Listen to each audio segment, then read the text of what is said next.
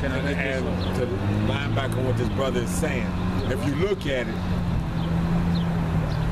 all his plagues was pissing on all the Egyptian gods. Pharaoh was supposed to be a god as well. Oh yeah. So basically, he was basically saying, okay, if Pharaoh was supposed to be a god, you killed my firstborn. Ain't you supposed to be able to get at me? Right. Get on my level. I got something. Go ahead. Shit. Book of Exodus chapter 15 verse 3. The Lord is a man of war. The Lord is his name. Yeah, the Lord is a man of war, man.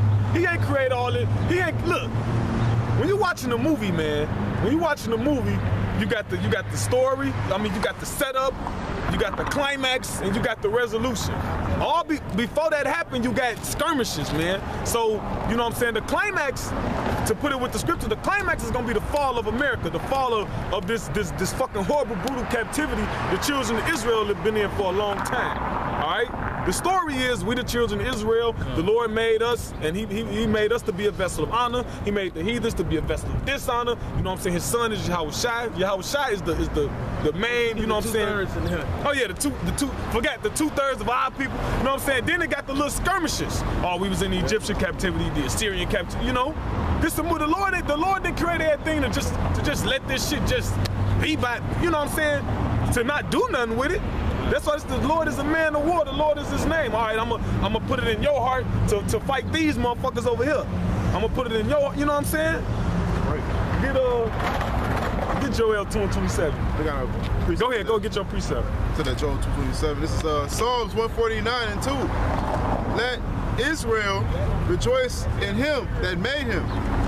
Let the children of Zion be joyful in their king.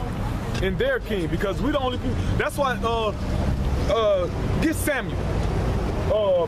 Get Samuel when the children of Israel wanted a king. Cause Yahweh Ba'Shem Yahushua king, man. We ain't like you you know what I'm saying? We ain't like you other nations. We actually got a power. Now the Lord chose set up David to be our king. You know what I'm saying? It goes Yahushua, King David, the 144,000 the elect, and the rest of Israel. But initially, the Lord said he was just gonna reign over us, man. You got that? It should be get 2:27. Get 2:27. This is Joel. It's 2:27. And ye shall know that I am the midst of Israel, and that I am the Lord your God. Yes, and you shall know that I am in the midst. So I'm within the realm of Israel, and I'm Yahweh, your power. And now notice those are personal prepositions. Your represents ownership. You know what I'm saying? So that means the Lord belongs to us and we belong to the Lord. You know what I'm saying? The Lord don't jump for us like he don't, when we say do something, you know what I'm saying? He don't just, you know what I'm saying? But what it's basically saying the Lord is our guide. We ain't sharing them with you motherfucking heathens. That's right. Even though they wanted to. Let me read that over with the Hebrew. Yeah. It says, and ye shall know that Yahweh in the midst of Israel, and that Yahweh, the Lord, your power, and none else. And none else. So the Lord just said he is no one else's power, man. But Israel. But Israel. We the only one that can, you Negroes, Latinos, and Native Americans, y'all the only one that can call on the name of the Lord. All right? Because he there for you. Get Deuteronomy 4 and 6. I got that in Samuel also. All right. This is Deuteronomy 4 and 6. He said, keep therefore and do them. Start at 1, Salakia. Start at 1. Go ahead. Deuteronomy 4. He says, now, therefore heathen, O Israel, Salakia. Therefore hearken, O Israel. Listen, Israel, not Israel and company. Israel and friends. Listen, Israel. He says, unto the statutes and unto the judgments, which I teach you, for to do them, that ye may live and go and possess the land which the Lord power of your fathers give you. Ye shall not add into the word which I command you, neither shall ye diminish. Yeah, so you don't add or take away. The scriptures speak in Revelation, curse this. The Lord gonna add, you got that? the Lord speaks about what He gonna do to those who add and take away from His word. And you know what I'm saying? And for you people that's telling us that this is our personal interpretation, you motherfuckers adding and taking away. That's right. For you people who teaching that y'all know who Dan is, y'all adding. If you reading without the apocrypha, you taking away. Right. Yeah, that's an excellent point. If you saying everybody can make it, you add no. Mm-hmm. If you saying that that the Lord loves everybody, Yep. you're adding on. Yep. Slakia. He said, neither shall ye diminish aught from it, that ye may keep the commandments of the Lord your power, which I command you. Yeah, so you can follow the ways of this book, man. Don't follow it the way your grandma taught it to you, and the way her pastor taught it to her. And when you break it all the way down, it's all gonna lead back to the slave master. You don't follow it that way. That's right. Where your ass still gonna be sitting up there eating hog maws and chitlins and pig knuckles and shit. You got that revelation? It's the book of Revelations, chapter 22. No. Keep reading. Verse 18. For I testify to every man that heareth the words of the prophecy of this book. If any man shall add unto these things, Yahweh shall add unto him the plagues that are written in this book. Yeah, so if you add something to this Bible that it don't say, and if you take away something that it do say, well then you got a judgment coming on to you. You know, something gonna happen to your ass. Yeah, I'm cussing reading the Bible. No, but I seen her face. But you're not though. Yeah. You're just speaking rude. Yeah. Keep going that Deuteronomy. Khan, verse Slakia, did you have more to that, brother? No, that's it on that. Okay, Khan. Verse 3, he says, your eyes have seen what the Lord did because of Baal Peor. For all the men that follow Baal Peor, the Lord thy power hath destroyed them from among you. But ye that did cleave unto the Lord, your power are alive, every one of you this day. Yeah, so those that clung on to Baal Peor, Lord killed your ass. And those that didn't, they alive to this day, like the scriptures, like it's just said. Keep going to shoot. He said, behold, I have taught you statutes and judgments, even as the Lord my power commanded me, that ye should do so in the land whether ye go to possess it. He said, Slakia. He says, keep therefore and do them, for this is wisdom and your understanding in the sight of the nations. Yeah, so that's it on that. So this is our wisdom and our understanding in the sight of all these goddamn heathens, you know. Matter of fact, you can go to verse 7. You go to 7 too. He said, which shall hear all these statutes and say, surely this great nation is wise and understanding people.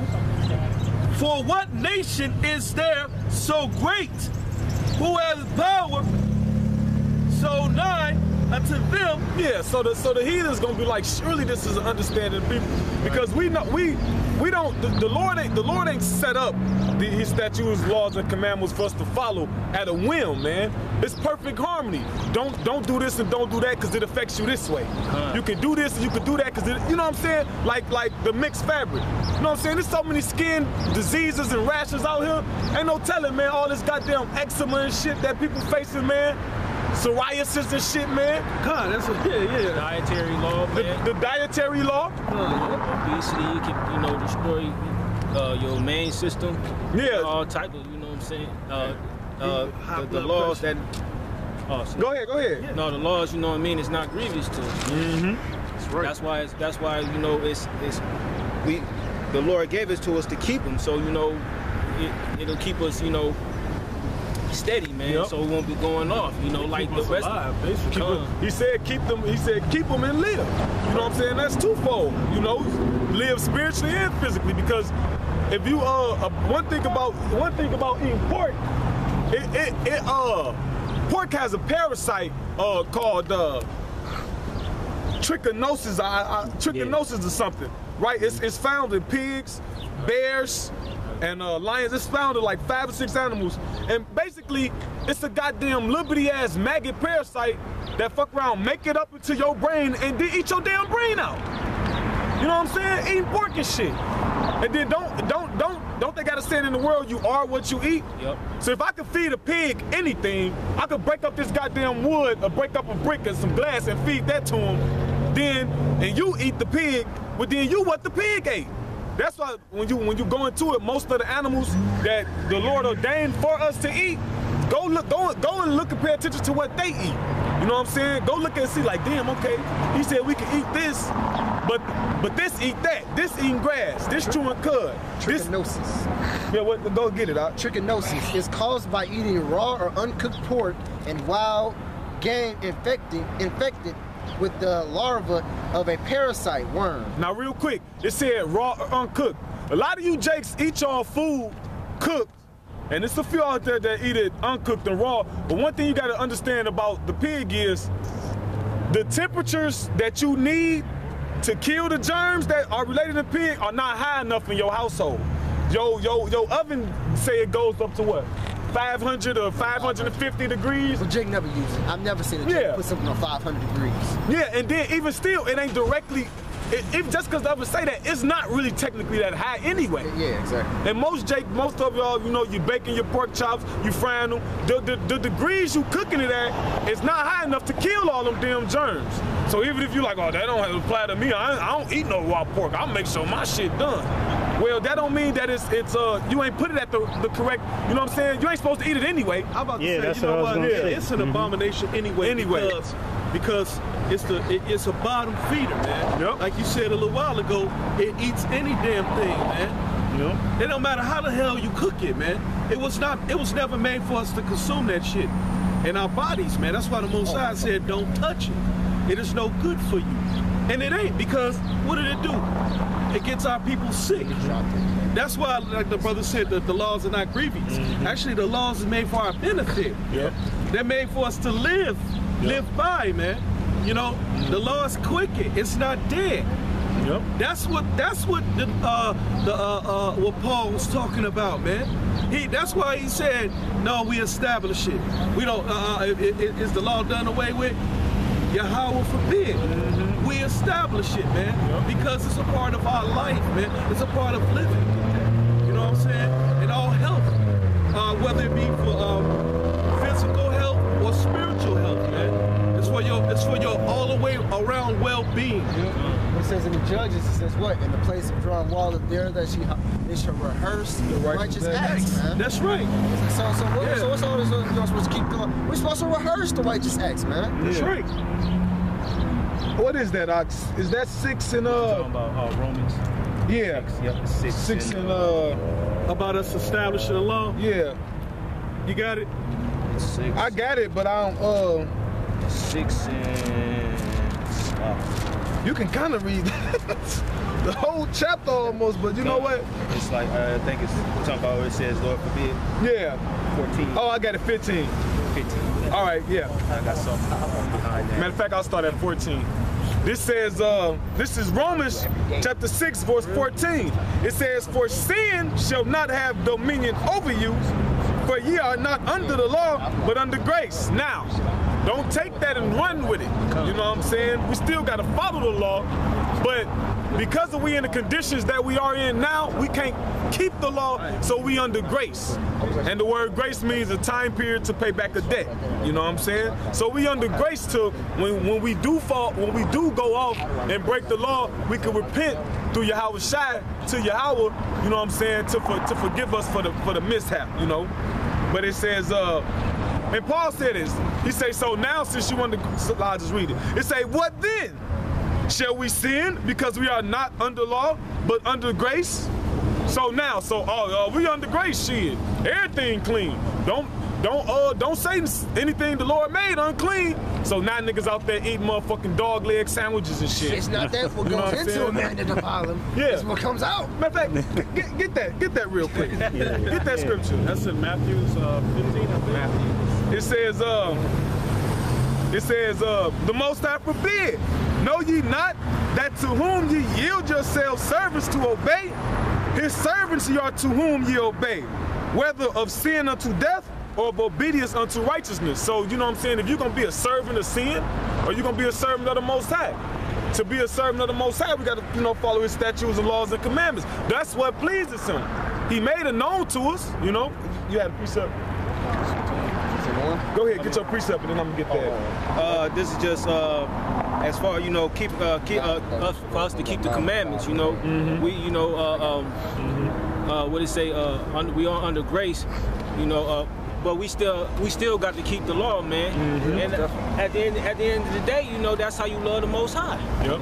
You know, and this. Slaki, can I just say something too, brother? Because like we were saying, man, like, you know, it's for your well-being. Yep. And like you said, that's how you show you love the Most High. Basically, you being an obedient child to the Most High. Exactly. You know what I'm saying? I was thinking the same thing. Basically, anything else you love. If you love playing that game, you're going to say, hey, guys, let me play you right quick. Like, this guy's being obedient. He shows that he loves me because he steady comes to me. If you love reading the books, hey, you're going to constantly read, showing what? That you love reading. If you love hanging around your friends, you're going to what? Constantly be around them. Just to say, hey, man, I love you guys, man, I love being around you. So same thing with the Lord. If you really want to show your true love and affection for the Lord, you can't say, hey, Lord, I love you, man. No, you can't be like that. You got to get into this word. Yeah. You can't, love is an action, man. Yeah, I was just thinking that. Love is an action. People say, oh, I can just say I love the Lord and then that's it. No, man, if you anything you say you love doing, you're gonna show more than you're gonna say it, man. Right. You know, that's just common sense, man. And what's that action word, man? What's that action you gonna show? Obedience. Yep. Exactly. This is the book of John, chapter 14, verse 15. If ye love me, keep my commandments.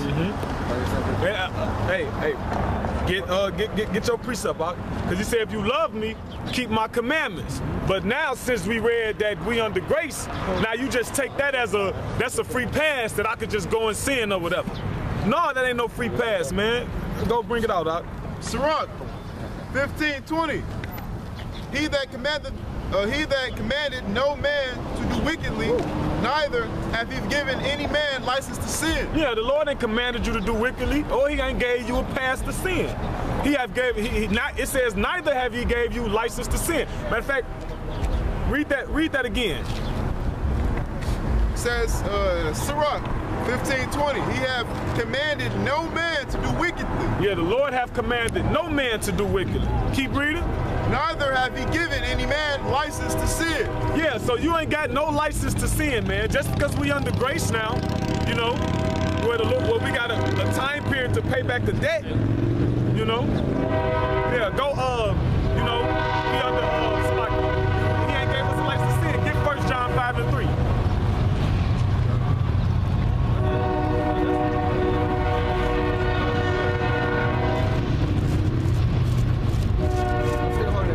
Yeah, I want to right after that. It's the book of 1 John chapter 5, verse 3. For this is love of Yahweh, that we keep his commandments, and that his commandments are not grievous. Oh, so that's what love is. That we keep the Lord's commandments and they are not grievous. All right? Look up, let me look up that word grievous. See what it is. I got you. Don't stop right there. Right here? Yeah. Okay. Boris. The definition: heavy in weight. Oh, it's all I can't bear it. It's too much. It's too much for me to handle. Then Yahweh shall say, my yoke is he said I am meek, I am lowly, my yoke is light. The Lord's yoke is light, man. Get 2nd Ezra 1 and 38. Keep reading. Heavy in weight, metaphorically, burdensome. So the love of the Lord shouldn't be burdensome to you, man. If you love the Lord, man, you shouldn't be going to motherfucking Red Lobster, ordering your salmon, but then lusting after the goddamn lobster and the fish tank. You just sitting there slobbing at the mouth like, man, I remember when I used to eat that, man, that shit used to be so good. Man, you lucky I serve the Lord, boy, because I'll sure go, you know what I'm saying? Boil me some motherfucking lobster. You're supposed to be looking at that shit like, man, I'm so glad thank you, Lord, for getting me out of eating that bullshit, destroying myself, displeasing you, man. That's the real love of the Lord, man.